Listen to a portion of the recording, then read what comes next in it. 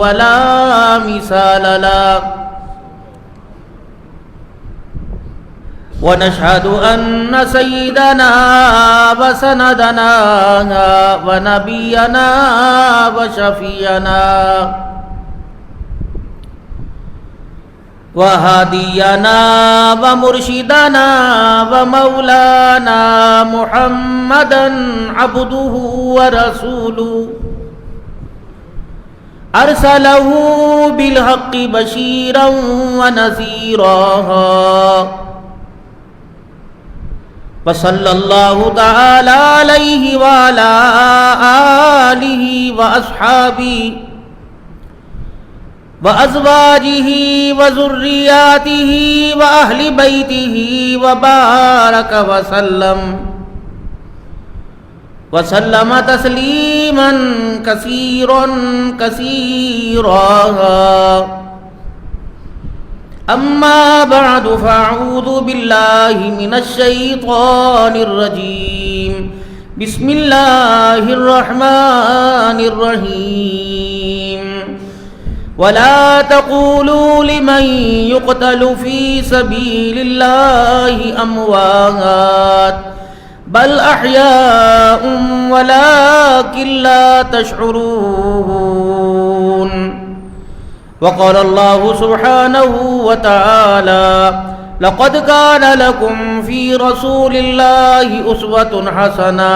آمنت بالله صدق الله مولانا العلي العظيم وصدق رسوله النبي الكريم ونحن على ذلك لمن الشاهدين والشاكرين والحمد لله رب العالمين.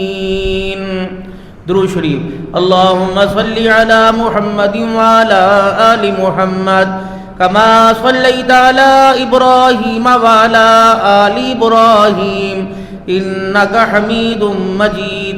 اللهم بارك على محمد وعلى آل محمد كما باركت على إبراهيم وعلى آل إبراهيم إنك حميد مجيد. انتہائی واجب الاحترام میرے بزرگوں، عزیز و دوستو، محرم الحرام کا یہ دوسرا جمعہ اور آپ حضرات کو بخوبی علم ہے نواسہ رسول جگر گوشہ بطول سیدنا حسین ابن علی رضی اللہ تعالی عنہ کی شہادت اسی مہینے میں ہوئی، اور علماء کرام نے فرمایا محرم کی 10 تاریخ کو ہوئی، اور 10 محرم الحرام کا دن جب آپ کے شہر کے اندر گزارا گیا تو اس یوم کو آپ حضرات بخوبی واقف ہیں کس انداز سے منایا گیا.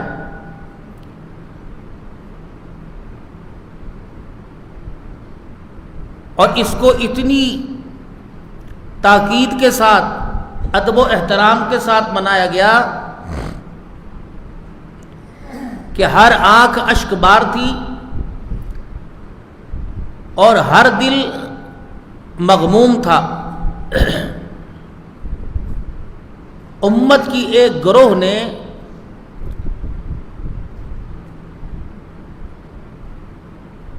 قاتلان حسین کا کردار بھی بتایا اور وفاداران حسین کا بھی کردار بتلایا،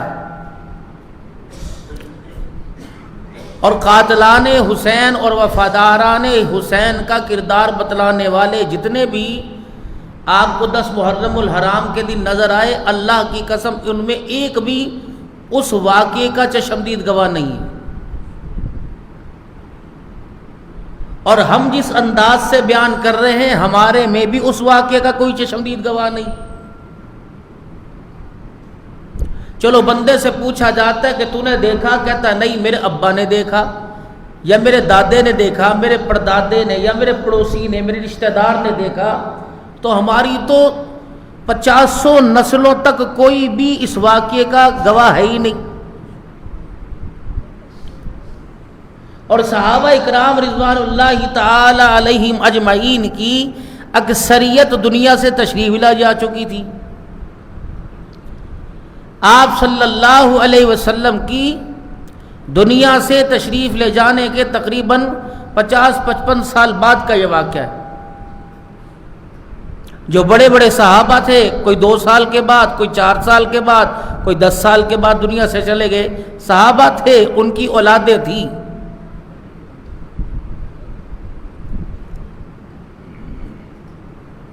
اب اس بات سے اندازہ لگائیں کہ مجھے تھوڑی سی تکلیف ہے، مجھے سہارا دینے کے لیے سینکڑوں بندے تیار ہو جاتے ہیں. میرا آپ کا تعلق ایک خطیب اور ایک امام، ایک نمازی اور امام کی حیثیت سے ہے. اس کے علاوہ تو خونی رشتہ ہمارا کوئی نہیں. اور ایک رشتہ جو ہے وہ مسلمان ہونے، ایمانی رشتہ مسلمان ہونے کے ناطے. تو جو خونی رشتہ نہیں، ایک ادب احترام کا، تعظیم کا رشتہ ہے کہ آپ کو میرا اتنا خیال آتا ہے کہ جنہوں نے رسول اللہ صلی اللہ علیہ وسلم کی زبان سے کلمہ پڑھا ہو، آپ کا ساتھ دیا ہو اور آپ کی ذات پر اعتبار کریں تو اللہ نے ان کے ایمان کے، جنت کے، کردار کے، صداقت کے، حیا کے اللہ نے فیصلے کیے ہوں. اگر ان کی اولاد پر، ان کی ذات پر کوئی حرف آئے تو ساتھ دینے والے کتنے ہوں گے؟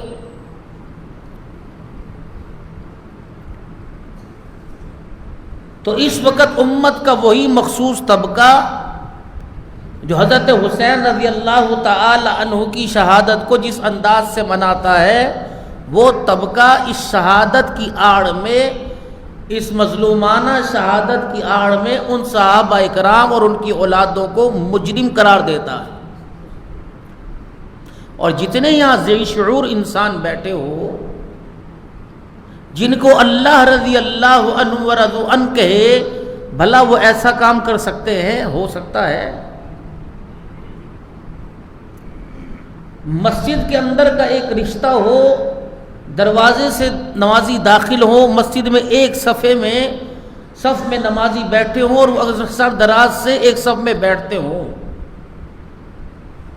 تو اس کے بارے میں اس نمازی سے بندہ کوئی بات کہے کہ یار فلاں نے یہ کیا، وہ کہتا ہے یار ہو نہیں سکتا، تو کہہ رہا تو مانتا ہوں لیکن میرا دل نہیں مانتا، کیونکہ ہم تو 24 گھنٹے ہر نماز میں ساتھ رہتے ہیں. جنہوں نے ان نواسوں کو گود میں اٹھایا ہو، جو ان نواسوں کے خادم بن کے رہے ہوں، جو ان شہزادوں سے ہر حال میں محبت رکھتے ہوں، ہم ان کے بارے میں ایسا گمان کہاں سے لا سکتے ہیں؟ جھوٹ ہے اور جھوٹ کا پلندہ اور بہتان ہے. شہادت ہوئی ہے، یہ تاریخی واقعہ ہے. لکھنے والا لکھ کے چلا گیا، جو وہ پڑھتے ہیں وہ بھی تاریخ ہے، جو ہم پڑھتے ہیں ہم بھی تاریخ ہیں. جھوٹ لکھا، سچ لکھا، لکھنے والا لکھ کے چلا گیا. اب قصور لکھنے والے کا ہے، ان بیچاروں کا کیا قصور؟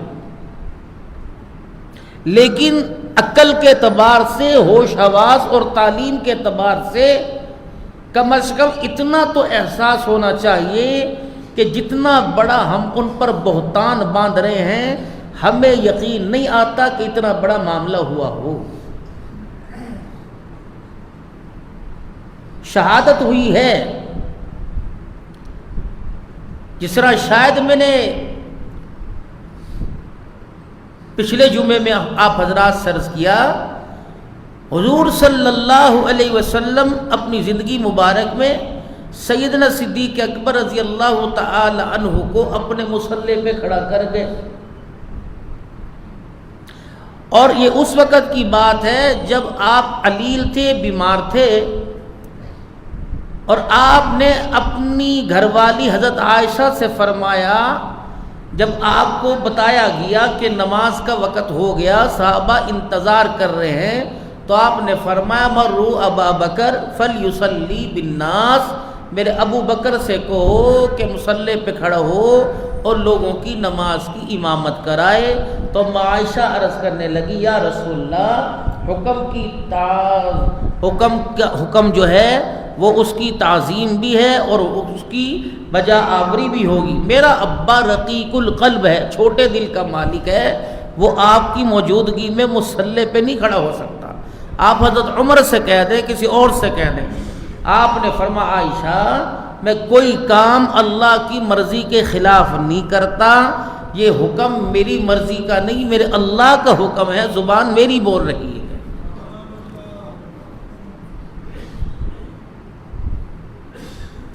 تو حضور صلی اللہ علیہ وسلم کی غیر موجودگی میں 17 نمازیں جناب سیدنا صدیق اکبر نے پڑھائی۔ جب رحمت عالم صلی اللہ علیہ وسلم دنیا سے تشریف لے گئے تو اس بات پر آپس میں صحابہ میں بات چھڑی۔ بعض علماء فرماتے ہیں کہ یہاں تک تلواریں نکل آتی۔ مہاجر کہہ رہے تھے خلافت کا حق ہمارا ہے، انصار مدینہ کہہ رہے تھے خلافت کا حق ہمارا ہے۔ سیدنا صدیق اکبر رضی اللہ تعالی عنہ تک بات پہنچی تو حضرت صدیق اکبر رضی اللہ تعالی عنہ ان کے درمیان پہنچے اور آپ نے جا کے فرمایا کہ اللہ کا قرآن کیا کہہ رہا ہے؟ آمنوا اتقوا اللہ وکونوا مع الصادقین۔ اور یہ آیت بتاؤ انصار کے بارے میں اتری کہ مہاجرین کے بارے میں اتری؟ صحابہ ٹھنڈے ہو گئے تو بلا اتفاق سب نے جناب سیدنا صدیق اکبر رضی اللہ عنہ کے ہاتھ پر بیعت کی۔ حضرت علی رضی اللہ تعالی عنہ نے کچھ عرصہ بعد کی کہ اس مشورے میں مجھے کیوں نہیں شامل کیا گیا؟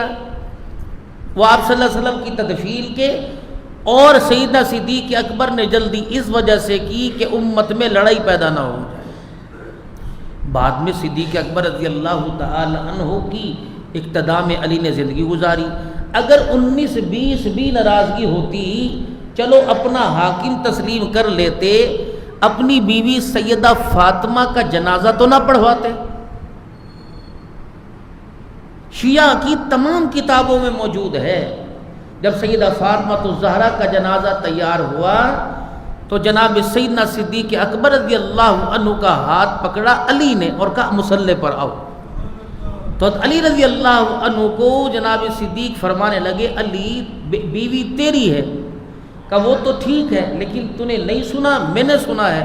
حضور نے فرمایا جس قوم میں ابو بکر موجود ہو اس قوم میں کسی کو بھی مصلی پر جا کر امامت کرانے کی اجازت نہیں ہے۔ بیوی اس کی جنازے کی اجازت انہوں نے دی، جنازہ انہوں نے پڑھایا، آج تک امت اسی جھگڑے میں پڑی۔ رسول اللہ صلی اللہ علیہ وسلم کے جنازے میں، آپ کے غسل میں اور آپ کی قبر کے بارے میں صحابہ پریشان تھے۔ حضور صلی اللہ علیہ وسلم سے سب سے قریب اور رازدان جناب صدیق اکبر تھے۔ پیر کے دن آپ دنیا سے تشریف لے گئے، بدھ کے دن آپ کی تدفین ہوئی صلی اللہ علیہ وسلم۔ صحابہ میں اختلاف ہوا کہ رسول اللہ صلی اللہ علیہ وسلم کی قبر کہاں بنے؟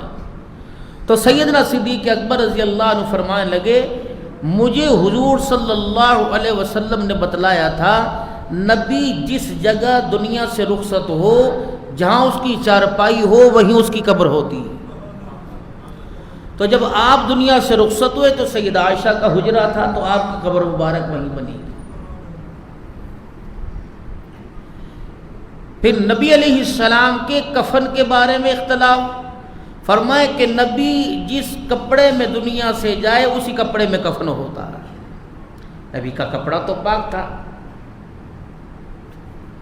اور کفن کی 3 چادریں۔ حضور کے جنازے کے بارے میں اللہ کمی پیشی معاف فرمائے، حضور کے جنازے کے بارے میں ہو کہ جنازہ کون پڑھائے؟ تو فرمایا نبی تو خود امام ہوتا ہے، ان کا جنازہ کون پڑھائے؟ تو آپ نے کے ارشاد کے مطابق فرمایا تھا کہ میرا جنازہ میری چرپائی کو رکھ کر مجھے تنہا چھوڑ دینا۔ پہلے جبرائیل علیہ السلام، میکائیل علیہ السلام، یہ اللہ کے آسمان کے مقرب فرشتے آئیں گے، میری چرپائی پر میرے پہ درود و سلام پڑھیں گے، یہ چلے جائیں گے. پھر جنات کی جماعت آئے گی، یہ درود و سلام پڑھیں گے، یہ چلے جائیں گے. پھر میری ازواج مطہرات، پھر میرے اہل البیت کو بلانا، پھر بچوں کو بلانا، پھر صحابہ کو بلانا، یہ میری چرپائی پر آئیں اور درود و سلام پڑھیں. تو 10 صحابہ کی ٹولیاں آتی، حضور کی چرپائی پہ درود و سلام پڑھتی اور چلی جاتی. تو تمام صحابہ نے اس انداز میں حضور کا جنازہ پڑھا. نبی کے جنازے کی امامت نہیں ہوتی. فرمایا آپ کو قبر غسل کون دیں گے؟ کہ میرے اہل البیت. آپ کو قبر میں کون اتاریں گے؟ کہ میرے اہل البیت. یعنی حضور کی وصیت تھی کہ قبر میں کون اتارے. اب جتنے حضرات یہاں بیٹھے ہو، آپ نے جنازہ دیکھا ہوگا، ایک اتنا بڑا پھولوں کا تھیلا اور اس کے ساتھ 2 چٹائیاں ایسے ہی بھائی یہ جاری ہوتی. ایک پلاسٹک کا پنا جا رہا ہوتا ہے، اور پہلے تو اب جدید دور آیا کہ یہ سیمنٹ کی سلیاں ہو گئی، ورنہ لکڑی کے پھٹے پہلے بنوایا کرتے تھے. حضور صلی اللہ علیہ وسلم کی وصیت تھی آپ کے اور مٹی کے درمیان کوئی چٹائی نہیں ہے. اور سنت عمل یہ ہے، سن لو بھائی، تم تو سن لو، تم تو کم از کم وصیت کرنا.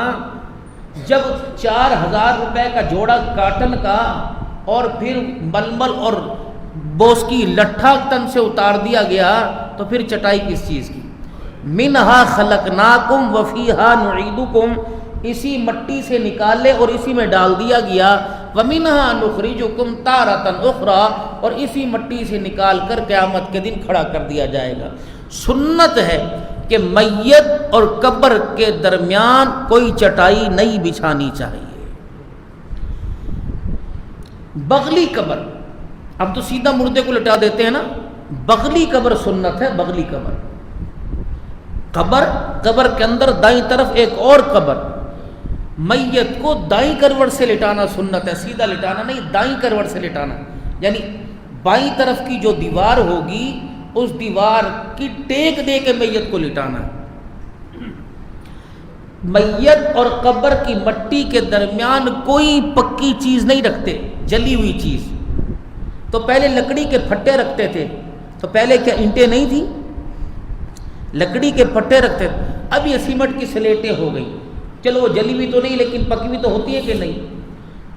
تو بعض جگہ بزرگوں نے، علماء نے اجازت یہ دی کہ کئی جگہ مٹی ریتلی ہوتی ہے اور کئی جگہ وہ مٹی جو ہے وہ بالکل نرم سی ہوتی ہے. تو اس لیے وہ سلیٹیں رکھنے کی اجازت دے دی. اور کئی جگہ بغلی قبر بناؤ تو قبر بیٹھ جاتی ہے، کئی جگہ سیدھی رکھنے کی اجازت دے دی. مٹی پھر میت کو قبر میں اتارنے کے بعد جو اس کا تعویذ ہے، جب قبر کے اندر پکی چیز رکھنے کی اجازت نہیں تو اوپر کس چیز کی؟ سنت جو ہے نا عمل، قبر کا تعویذ ایک بالشت کا، ہمارے اتنی بڑی ڈھیری اوپر بنا دیتے ہیں، اور چاروں طرف کہ بارش سے مٹی نہ پھیل جائے، قبر کی مٹی نہ بہہ جائے، تو چاروں طرف کچی اینٹ کا یا پکی اینٹ کا تعویذ بنا دیں، اوپر لگانی دیں. اب ہم دعا کیا کرتے ہیں؟ یا اللہ اسے قبر کے عذاب سے بچانا، اللہ جہنم کی آگ سے بچانا. اب آگ تو ہے ہی ویسے تپش پہنچانے والی. اب ہم جو اگربتیوں کا پیکٹ لگاتے ہیں وہ اوپر لگا دیتے ہیں. نہیں لگانا چاہیے. اگر لگانا بھی چاہیے خوشبو تو بالکل قبر سے ہٹ کے کنارے پہ لگانا چاہیے. پھولوں کی پتیاں انسان کا ذوق ہے، سنت نہیں. کوئی محبت فرت محبت میں ڈال سکتا ہے ڈال دے. کوئی وہاں چڑیوں کے لیے پانی رکھ دیتا ہے، کوئی کچھ رکھ دیتا ہے. وہ انسان کا اپنا مزاج ہے. آپ نے دیکھا 10 محرم الحرام کو سارا پیر محل پہنچا ہوا تھا. اللہ صرف 10 محرم میں بخشتا ہے، باقی دنوں میں ابا نہیں آتا. جو مٹی کا دابڑا 50 روپے میں کوئی نہیں لیتا، وہ 500 روپے کا بک رہا تھا. بھائی تم 8 محرم کو جا کے ڈالاتے، جو کمائی آپ کی حلال بچوں کی تھی وہ آپ نے ضائع کی.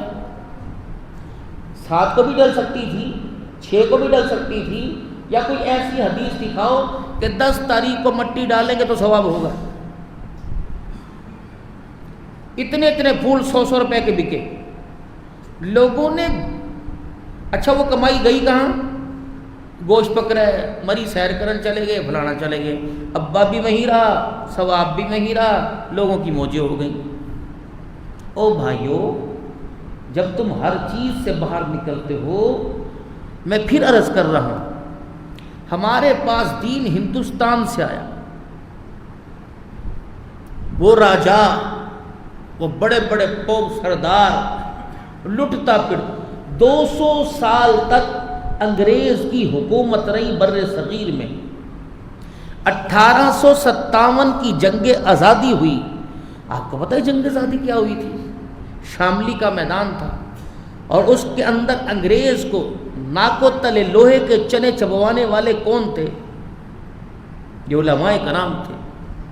انگریز مورخ لکھتا ہے کہ دلی کے چاندنی چوک سے لے کر اور علی گڑھ، بمبئی اور پتہ نہیں کون کون سی جگہ بتائی، کوئی درخت ایسا نہیں تھا جہاں عالم دین کی لاش نہ لٹکی ہوئی. 40 علماء کرام کو ننگا کر کے لوہے کوئلوں پر لٹایا جاتا، 40 اور تیار کھڑے ہوتے، مدرسوں پر بلڈوزر چلائے گئے، احادیث اور قرآن کے نسخوں کو دریائے برد کیا گیا، لیکن علماء حق نے انگریز کے آگے ہتھیار نہیں ڈالے. بالآخر جس طرح افغانستان میں، اسی طرح بر صغیر کے اندر انگریز کو واپس جانا پڑا. انگریز تو واپس چلا گیا، میں کیا کروں، میرا وقت ہو جاتا ہے. انگریز تو واپس چلا گیا، لیکن اپنا افسردہ بہودہ نظام آج تک ہمیں چھوڑ کے گیا. ریلوے کا نظام انگریز کا، ٹون کمیٹی میونسپل کا نظام انگریز کا، وابڈا کا نظام انگریز کا، اور اسی طریقے سے میرے محترم دوستوں بزرگوں، جتنے یہ نظام چل رہی ہے سارے انگریز کے نظام ہیں. پاکستان نے اپنا نظام کوئی قانون نہیں بنایا. ہاں قانون بنایا پاکستان نے، مبارک ہو آپ کو. قانون کس کا؟ مظلوم کو اندر کر دو، ظالم کو باہر نکال دو، یہ قانون بن گیا. جو اپنا مجرم ہو اسے باہر بھگا دو، اور جو غریب ہو اسے سولی پہ لٹکا دو. ہماری وزیر اعلیٰ صاحبہ نے اعلان، اللہ ایسا ہی ہو، اعلان فرمایا ہے کہ 10 تولے زیور پہن کے جس طرح پہلے لڑکی آزادی سے پھرتی تھی ایسے پھروں سے ہاتھ لگانے والا کوئی نہ ہو. تو اپنے آباء و اجداد کے بارے میں کیا خیال ہے؟ سب جانتے ہیں نا بھائی. یہ جتنے بڑے بڑے پوپ اقتدار کی کرسی پہ بیٹھے ہوئے، یہ سارے حضرت معین الدین چشتی اجمیری کی اولاد ہے، ساری یہ بیٹھی ہے. ان کا احتساب کرو. ہمارا تو کسی پارٹی سے واضح تو ووٹ دیتے ہی کسی کو نہیں. آپ دیتے ہیں، اللہ کرے ٹھیک ہے، لیکن جو اقدامات ہو رہے ہیں اگر تو ان پر عمل درآمد کراتے ہوئے مظلوم کو انصاف اس کے دروازے پر ملا اور ظالم کو سزا اس کے دروازے پہ جا کے ملی، تو پھر وزیر اعلیٰ صاحبہ ہم آپ کو سلام پیش کرتے ہیں، وزیر اعظم صاحب، صدر پاکستان. اور اگر اب بھی وہی ہے چال بھڈنگی سی جو پہلے تھی وہ اب بھی ہے، تو پھر تمہیں تمہارا نظام مبارک ہو. بندے اس وقت روٹی کے لیے ترس رہے ہیں، لوگوں کی چھتیں مکان کی بہ گئیں، چو گئیں. میرے عزیزوں، نہ کھانے کو نہ پینے کو. خدا کے واسطے ہمیں امن دے دو اور سکون سے عزت کی 2 روٹیاں دے دو بھائی. یہی مطالبہ ہے نا. بات چلی تھی کربلا سے، لیکن اللہ دیکھو، میں جب اس کمرے سے نکلتا ہوں نا، میں جتنی بھی دیر ہو جائے میں 2 رکعت صلاۃ الاستخارہ پڑھ کے نکلتا ہوں. کیا مجھے تقریر نہیں آتی؟ میں تو کل شام بھی مری کے اندر بیٹھا ہوا تھا اس حالت کے اندر. وہ نتھیا گلی میں پروگرام تھا. مجھے اللہ کا شکر ہے، کیا میں نے ان دنوں میں حضرت حسین کی شہادت ہر موضوع پہ بولنی آتی، لیکن میں وہاں اندر بیٹھتا ہوں، یا اللہ جو تقریر میں نے یاد کی وہ نہ کہلوانا، جس بیان سے تیرے بندوں کو فائدہ ہو وہ زبان سے نکلوانا. اور کہنے والا محتاج، سننے والے محتاج۔ اب میں نے قبر کے بارے میں آپ کو بتلایا، آپ کو فائدہ ہوا؟ زور سے بولو، فائدہ ہوا؟ سنت بتا دی کیا ہے؟ اب کون کون وصیت کرے گا کہ میری قبر سنت کے مطابق بنائی جائے؟ سبحان اللہ، فائدہ ہوا نا میرے بھائیوں۔ چلو زندہ حضور کی غلامی میں نہ رہے، مر کے تو حضور کی غلامی نصیب ہوگی کہ نہیں ہوگی بھائی؟ اور اسی طریقے سے سوگ، فرمایا کہ جس کا مرے وہ 3 دن تک چادر بچھائے، اور پڑوسی اور رشتہ دار 1 دن چادر بچھائے، محلے دار 1 دن چلو، اور پڑوسی جو ہے وہ اب گھر والے 3 دن، تاکہ لوگ آتے رہیں جاتے رہیں، 3 دن کے بعد سوگ ختم۔ ہم مہاجر لوگ ہیں، شاید پنجابی لوگوں میں بھی ہوتا ہوگا، اگر فوت ہو جائے دوپہر کی روٹی کہیں سے، رات کی روٹی کہیں سے، دن کی ہے، یہ سنت نہیں ہے، یہ فرض نہیں ہے۔ مسئلہ یہ کہ میرا ابا فوت ہوا، میرے گھر میں تو رونا پڑا ہوا ہے، تو میری دل جوئی کے لیے میرے چاچے کے گھر سے روٹی آ گئی، میرے مامے کے گھر سے روٹی آ گئی، میری پھوپھی، بھئی یہ روٹی کہاں پکا دی، ان کو تو غم ان کا ہلکا نہیں ہوا، تو رشتہ دار روٹی دے دیتے ہیں۔ اگر یہ تیجا، آج تک میں نے کبھی اسٹیج پر کسی کی دل آزاری نہیں کی، اب بھی نہیں ہے، اگر یہ تیجا فرض ہوتا تو آج بندہ مرا، کل صبح قرآن خوانی کیوں ہو رہی ہے؟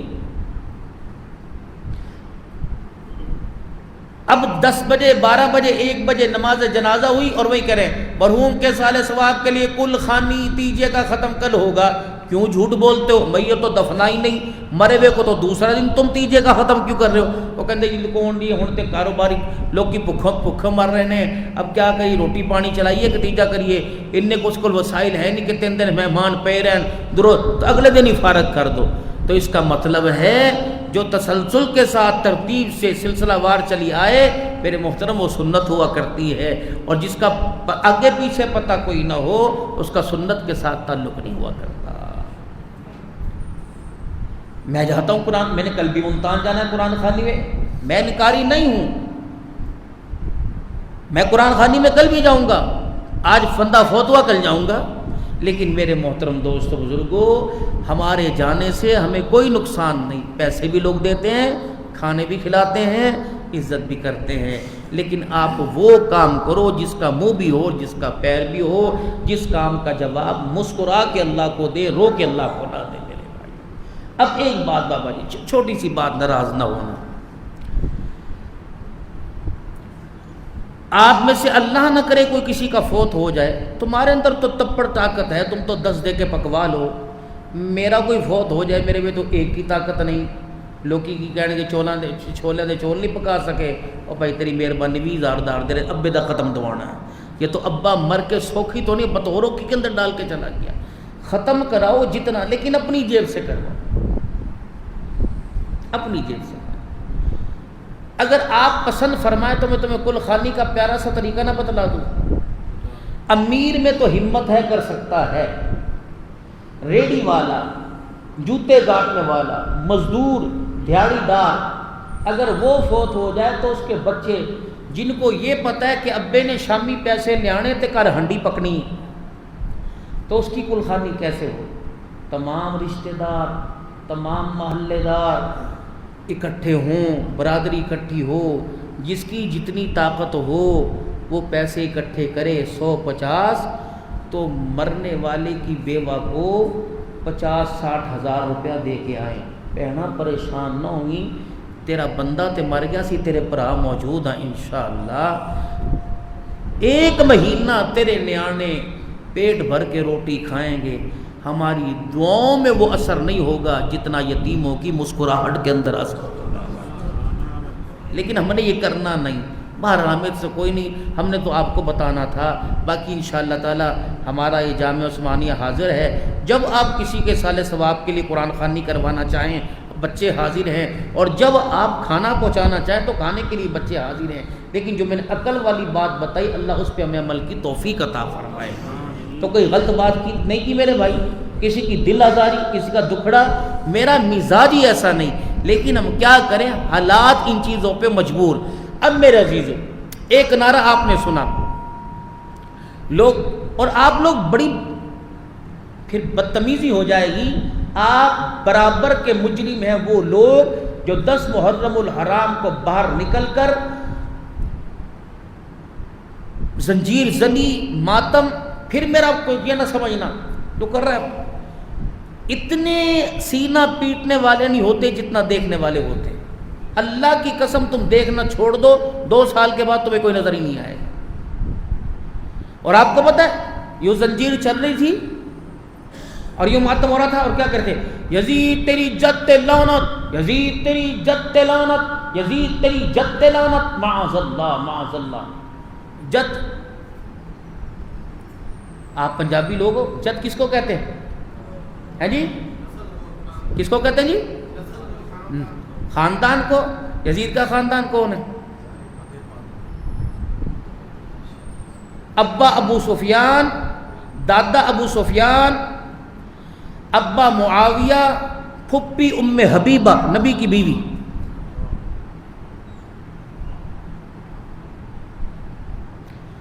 یعنی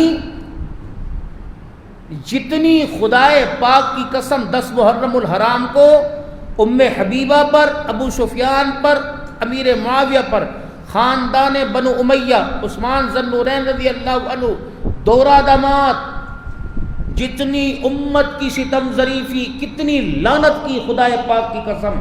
اور اقتدار, ارباب اقتدار جن پر ایک پھول جن پہ 10 پھول لگے ہوئے تھے, کسی نے بھی ماتمیان سردار کو نہیں کہا کہ اس کو بکواس بند کرے.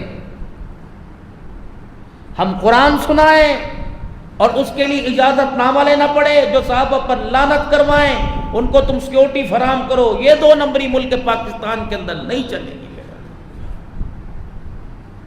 میں نام نہیں لیتا, وہ ٹک ٹاکر جس کو ہمارے اور آپ کے گھر کے اندر دیکھا جاتا ہے اور اس کے فالوور بٹن دبا دبا کے بڑھائے جاتے ہیں, نہ اس نے اپنی بہن چھوڑی, نہ ماں چھوڑی, نہ بیٹی چھوڑی, ننگا کر کر اس نے پوری امت کے سامنے نچوایا اور صحابہ پر تبرہ ڈال ڈال کے گالیاں دی. ہم اقتدار, ارباب اقتدار سے کہتے ہیں جنہوں نے صحابہ پر بھونکا. اور یقین جانیں اس محرم الحرام میں 10 تاریخ کو جتنی صحابہ ازواج مطہرات پر تبرہ بازی ہوئی تاریخ میں اتنی نہیں ہوئی. میرے صدیق, عمر, عثمان و علی کو بھونکا گیا, ازواج مطہرات کو بھونکا گیا. اور اسی طریقے سے ہم حضرت حسین رضی اللہ عنہ اور آل رسول کی آڑ میں صحابہ پر تبرہ بازی نہیں کرنے دیں گے انشاءاللہ تعالی. خدا کے واسطے آپ سمجھو اور اپنے بچوں کو دین کی تعلیمات سے آگاہی کرو, ورنہ ہمارے بچے بہت دور چلے گئے. انہیں کیا پتا جد کیا ہوتی ہے. بچے گھر کہہ رہے تھے یزید دی جد, اور یزید کو لعنت, میں کہتا ہوں لعنتی ہے, میں کہتا ہوں برا ہے, میں کہتا ہوں بد کردار ہے, لیکن اس کے چکر میں معاویہ کو رحمت اللہ رضی اللہ کے بجائے لعنت اللہ کون, لا الہ الا اللہ محمد رسول اللہ. اگر سیدنا امیر معاویہ کے بارے میں رتی برابر بھی ایمان میں فرق آ گیا تو ہمارا ایمان ہی ختم ہو جائے گا. بعض جگہ تو جبرائیل علیہ السلام آسمان سے قلم لے کے آئے, یا رسول اللہ معاویہ کہاں ہیں, بلائیے. اللہ نے اس کے لیے قلم بھیجا ہے اور اللہ فرما رہے معاویہ کو اس قلم سے میرا کلام لکھے. میرا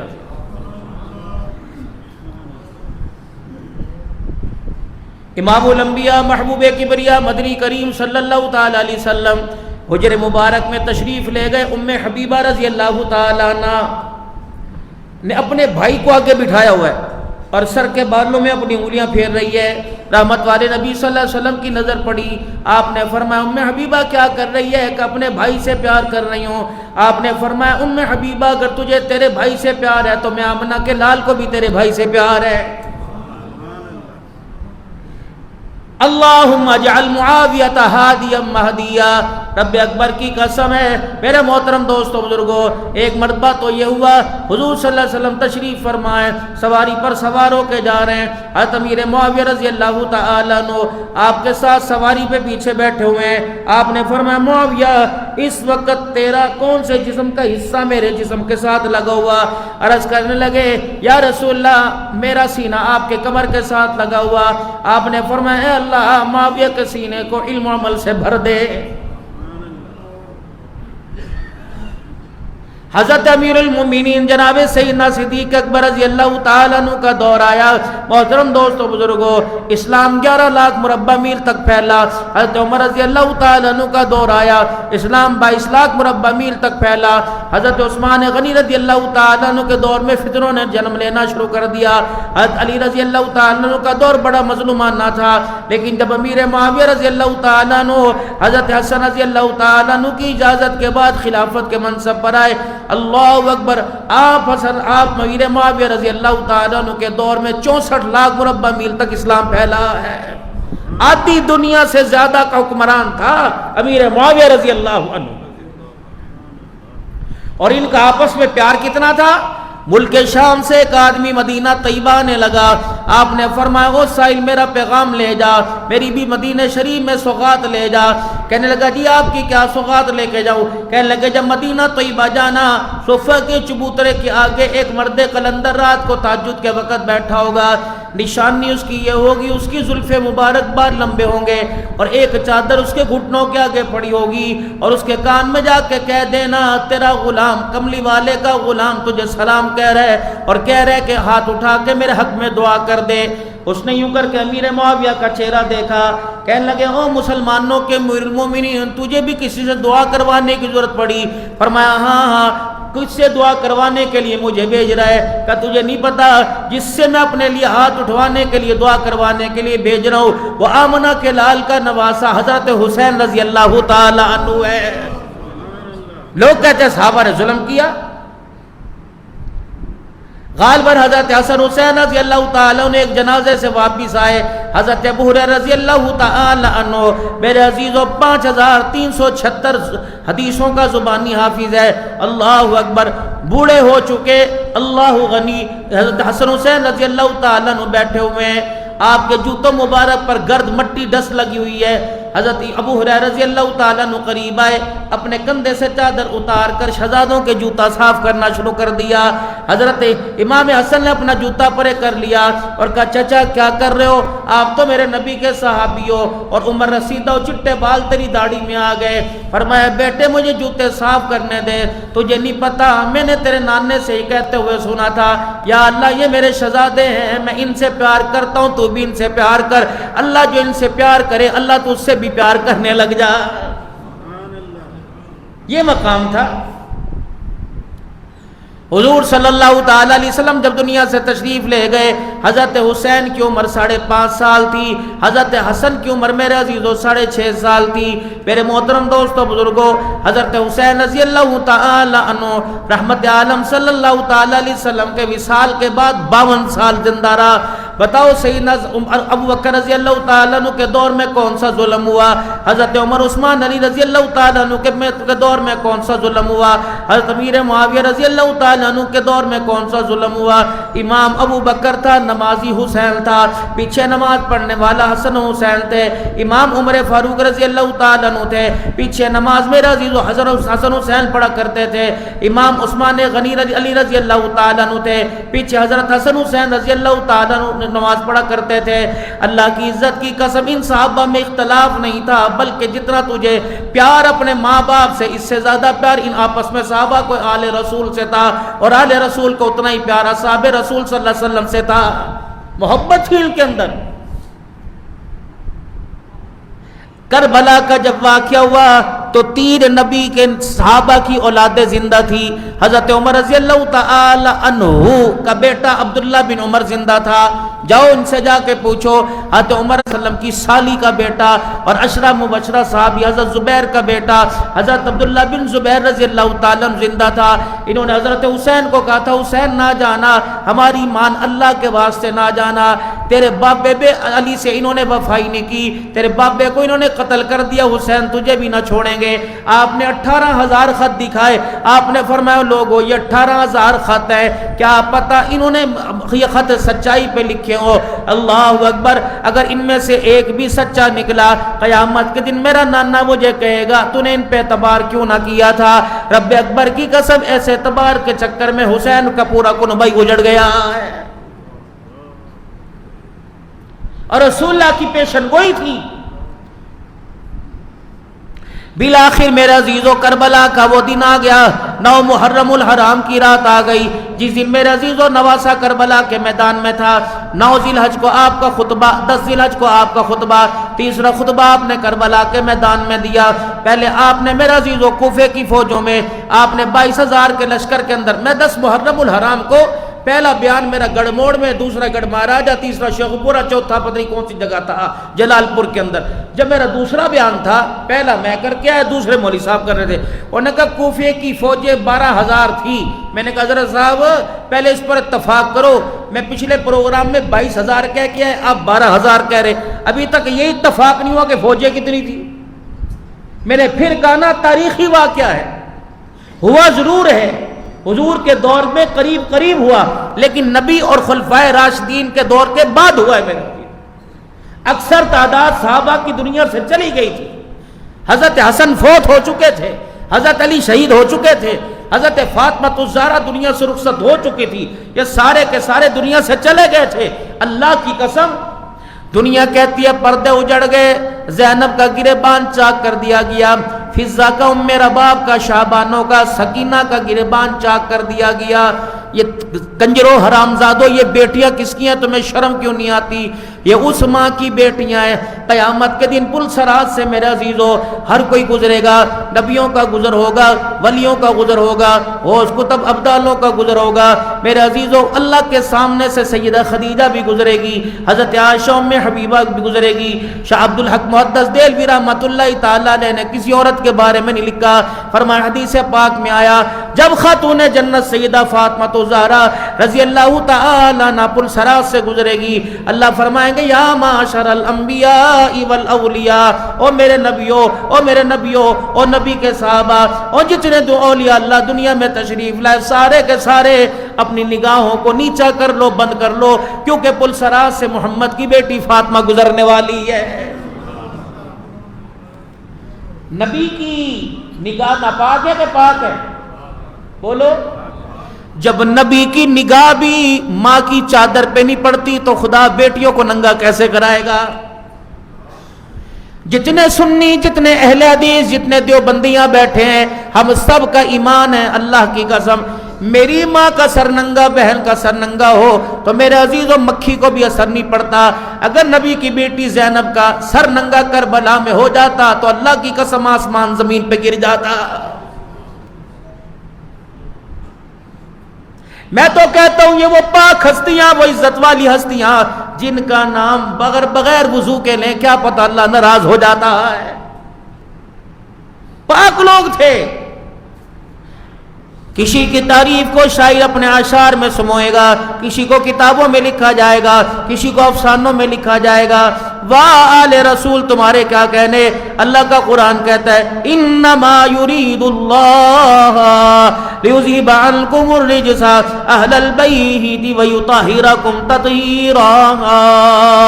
کون؟ حضرت حسن حسین رضی اللہ تعالیٰ عنہ، کون؟ حضرت حسین رضی اللہ تعالیٰ عنہ، سیدہ فاطمہ الزہرا رضی اللہ تعالیٰ عنہ، حضرت زینب رضی اللہ تعالیٰ عنہ، حضرت علی رضی اللہ تعالیٰ عنہ، امام الانبیاء صلی اللہ علیہ وسلم کے گھر تشریف لائے، حجرے مبارک میں آرام فرما رہے ہیں، اللہ اکبر۔ اما فاطمہ رضی اللہ تعالیٰ عنہ کو پانی کی پیاس لگی، آپ نے حضرت حسن حسین سے فرمایا اللہ کمی پیشی معاف فرمائے، بیٹا حسن اٹھ مجھے پانی پلا۔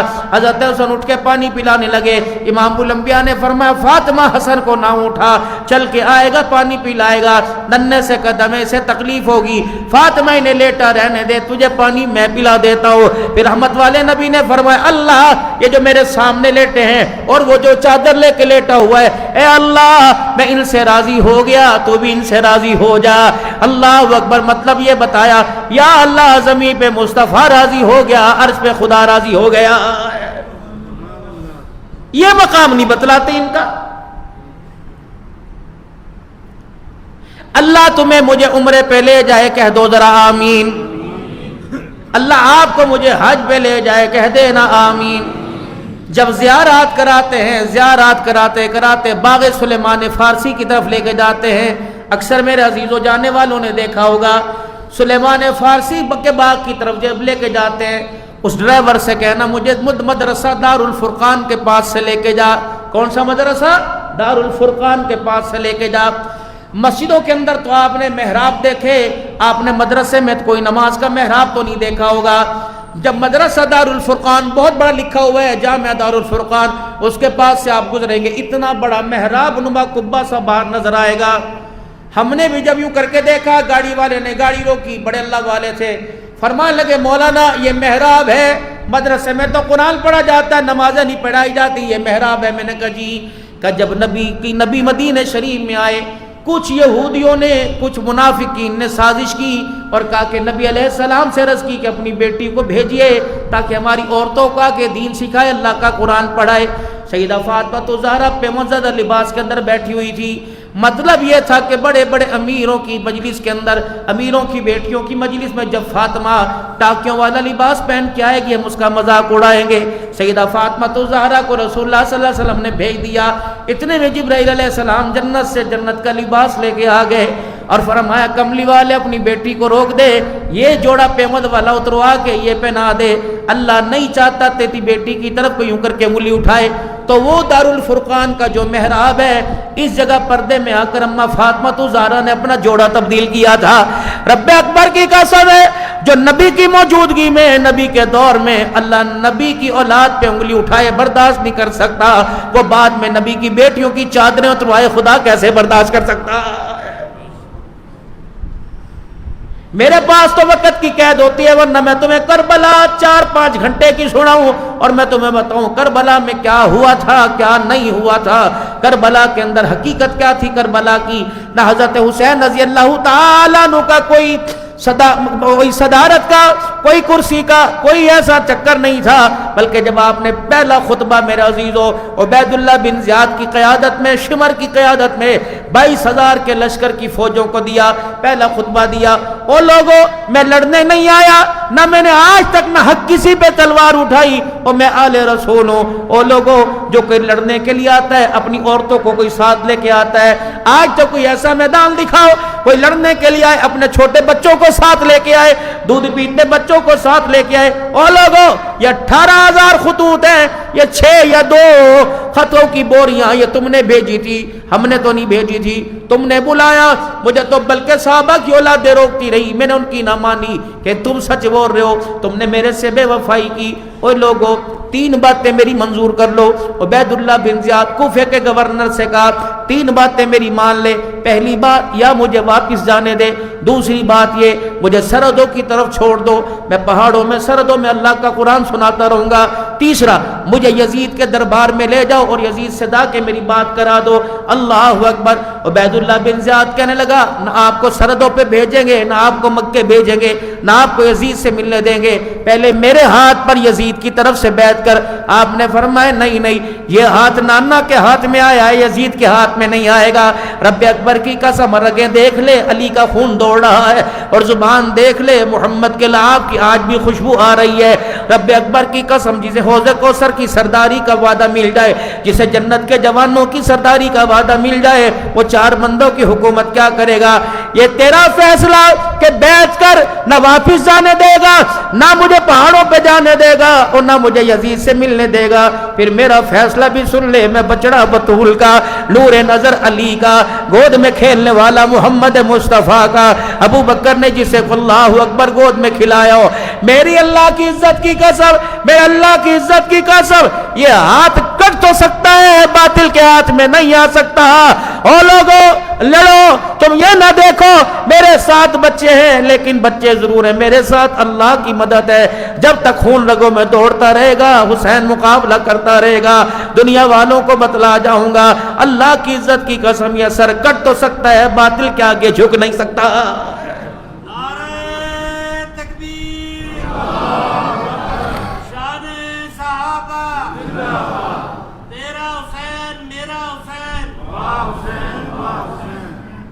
پس منظر تو دیکھو، لیکن یہ نوجوان نسل آج جمعہ پڑھنے کے لیے آئی ہے، موویاں کس نے بنائی، کیمروں کے عکس کے، موبائل کے عکس کے اندر، مووی کے عکس کے اندر کس نے لیا، کڑے کس نے پہنے، لباس کالے رنگ کے، او خدا کے واسطے، اللہ اکبر، قتل والی واردات والی جگہ پر واردات والی جگہ پر قاتل نہ ہو، قاتل والا کوئی بھیس پہن کے ہو، وہ بھی قاتل سمجھا جائے گا۔ اور خدا کے واسطے دشمنان حسین کا ساتھ نہ دو، وفادارانہ حسین کا ساتھ دو۔ اللہ اکبر۔ میرے محترم دوستو بزرگوں، دوسرا خطبہ حضرت حسین رضی اللہ تعالیٰ عنہ کا سنا کے بعد ختم کرتا ہوں، شہادت اگلے جمعے آپ کو پڑھ کے سناؤں گا۔ دوسرا خطبہ جب پتہ لگا کہ عبید اللہ اس کے علاوہ کوئی بات نہیں مانے گا، ابن زیاد کا لشکر کہہ رہے کہ بھی سامنے آ جاؤ یا اس کے علاوہ ہماری بات نہیں ماننی، تو آپ نے فرمایا لوگوں مجھے دیکھو، کیا تم مجھے پہچانتے نہیں؟ آج بھی لبوں سے میرے خوشبو آ رہی ہے، ان لبوں کو کئی مرتبہ اپنے لبوں میں لے کے آمنہ کے لال نے چوسا ہے۔ او لوگوں میرا چہرہ دیکھو، کیا نانے محمد کی تصویر نظر نہیں آ رہی؟ رب اکبر کی قسم ہے، اس دھرتی کے اوپر آسمان کے نیچے میں نبی کا نواسا، میرے علاوہ نبی کا نواسا کوئی نہیں۔ تمہیں نہیں پتا میرے نانے نے مجھے کندھے پہ بٹھایا، تمہیں نہیں پتا حجر مبارک میں تشریف لے کے آ گئے، اور میں اور میری بہن زینب، میرا بھائی حسن بیٹھا ہوا تھا۔ نانا جان نے میں دیکھ کے مسکرا کے فرمایا میرے بچوں اونٹ کی سواری کرو گے، اونٹ پہ جھولے لوگے۔ اللہ اکبر۔ سیدہ فاطمہ اچانک یوں کر کے حضور کی طرف دیکھنے لگی اور کہنے لگی ابا جان اونٹ کہاں ہے؟ کہا میں ہوں نا، بس اتنا کہنا تھا۔ ہم نے کہا جی نانا اونٹ کی سواری کریں گے۔ میرا نانا وہی گھٹنوں کے بل ہو گیا۔ اللہ اکبر۔ پھر آپ نے مجھے بٹھایا، میرے بھائی حسن کو بٹھایا اور زینب کو بٹھایا، جس طرح اونٹ چال چلتا ہے آپ کمرے کے ویڑے میں ایسے چلنے لگ گئے۔ سیدہ فاطمہ رو کے کہنے لگی ابا اپنے آپ کو اذیت میں نہ ڈال۔ اللہ اکبر۔ فرمایا نہ فاطمہ انہیں ہنسنے دے، جب یہ ہنستے ہیں تو میرا سینہ کھل جاتا ہے، جب یہ روتے ہیں میرا دل بجھ جاتا ہے۔ بار بار رحمت عالم پیچھے منہ فرما رہے تھے اور فرما رہے تھے بیٹا اونٹ کی سواری کا مزہ آ رہا ہے کہ نہیں آ رہا ہے؟ اور نانا جن کے لیے اونٹ کی سواری بن گیا، نانے کے دوشوں پر بیٹھ کے سواری کرنے والے، اللہ اکبر، نانے کی گودی میں کھیلنے والے، نانے کی پنڈلیوں کے ساتھ چمٹنے والے، ممبر پہ نانے کے ساتھ بیٹھنے والے، نانے کا انگل ہاتھ پکڑ کے چلنے والے، نانے سے تربیت پانے والے، رب اکبر کی قسم ہے ان کا خون اتنا کمزور نہیں کہ کرسی کے پیچھے آل رسول اپنی عزت اور جان لوٹا دے۔ رب اکبر کی قسم ہے آل رسول کرسی لینے نہیں آئے تھے بلکہ نانے کا دین بچانے کے لیے آئے تھے۔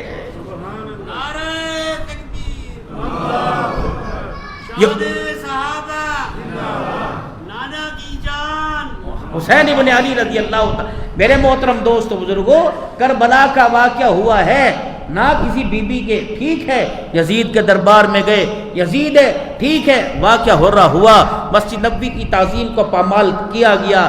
کربلا سے واپسی پر یزید کے دربار میں جو بی بی زینب نے، میرے پاس بہت مواد ہے کربلا کا، انشاءاللہ آپ کو آہستہ آہستہ پڑھ کے سناؤں گا اور بتاؤں گا بھی کہ حقیقت کیا تھی۔ خدا پاک کی قسم، صحابہ کا ہاتھ اور صحابہ کی اولاد کا ہاتھ حسین کے خون میں شامل نہیں ہے میرے عزیز۔ جنہوں نے غداری کی، جنہوں نے بے وفائی کی، ان کا انجام اللہ نے انہیں دنیا کے اندر دکھا دیا، اور وفادار یعنی حسین الحمدللہ غلامان صحابہ ہیں۔ اور ہمارا ایمان اور عقیدہ یہ جو کہاں روئے وہ جو قائل ہوں اموات شہیدوں کے، ہم زندہ و جاوید کا ماتم نہیں کرتے، ہم کیوں ماتم کریں؟ اللہ کا قرآن کہہ رہے وَلَا تَقُولُوا لِمَنْ يُقْتَلُ فِي سَبِيلِ اللَّهِ أَمْوَاتٌ، جو میرے رستے میں فوت ہو گئے، شہید ہو گئے، انہیں مردہ نہ کہنا، بل احیاء، میں نے زندگی انہیں ایسی دے رکھی ہے جس کا تمہیں شعور ہی کوئی نہیں۔ اللہ ہم سب کو عمل کی توفیق دے۔ وآخر دعوانا